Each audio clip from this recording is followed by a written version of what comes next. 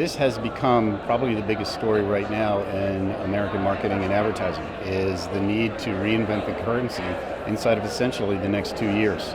In 2 years, in 2024, the currency that the TV business has been using for different forms, linear and other types, C3 and C7 currency, is going to essentially be torn down, which is a good thing because we need way better measurement.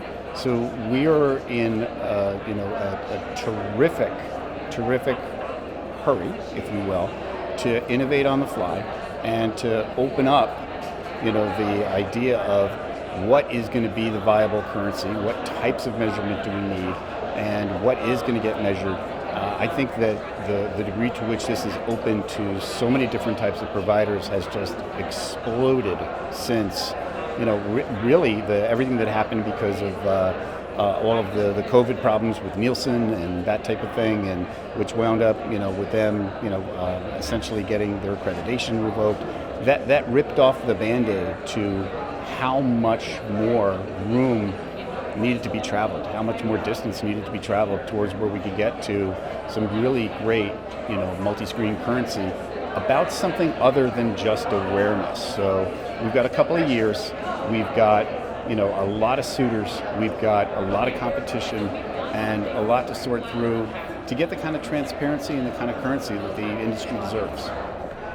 Sean, what's going on with all these, this incredible amount of innovation and different companies? There's kind of seems like a mad dash of innovation and movement in the sector that we haven't seen before. What's going on and how is this going to shake out in terms of multi-currencies and in terms of the establishment of walled gardens and the role of the OEM? There's so much to talk about, but where are we going?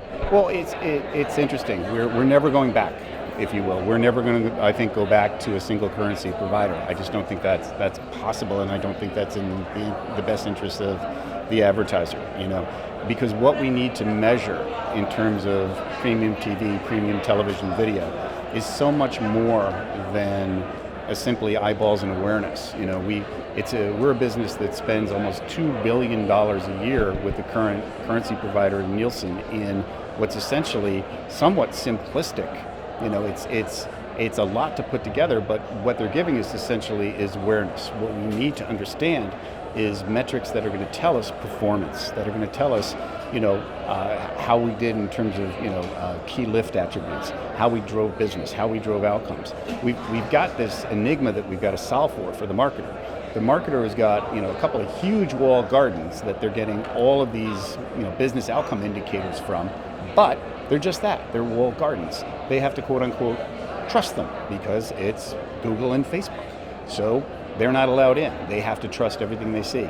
We're a business, though, that's always been transparent. We've had a common currency, shared licenses with buyers and sellers. Everyone can see the metrics that we're using. But the problem is the metrics have been one-dimensional. So what the TV business has to do is the best of both worlds, right?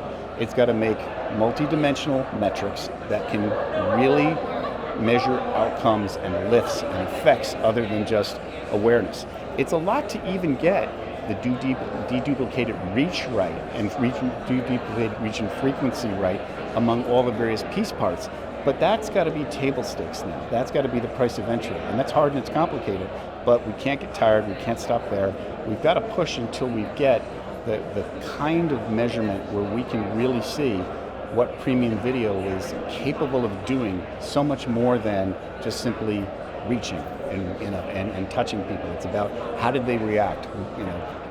How do you develop a long-term customer? What were the touch points that led up to that interaction?